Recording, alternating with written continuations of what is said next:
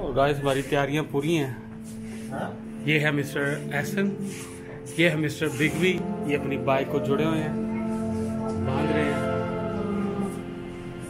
कहाँ से फोन आ रहे हैं हमें कि भाई आप कहाँ हैं। मैंने कहा हम आ रहे हैं, हम रेडी हैं,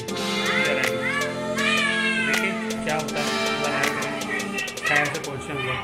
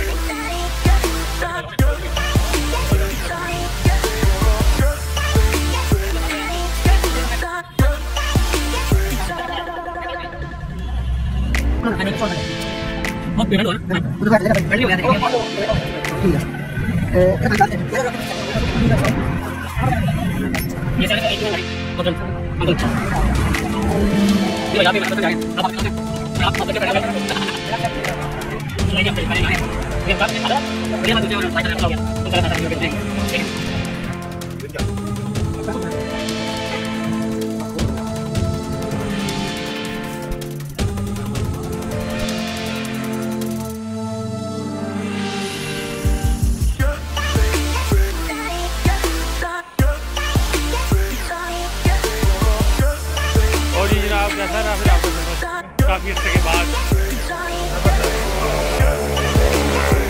इनसे मिले? सुनिए रास्ते की हवा बहुत तेज थी। इनसे मिले, ये है mister Ehsan. Oh my god, अपनी जुल्फे संभालते हुए सही रहे हैं आप। ओके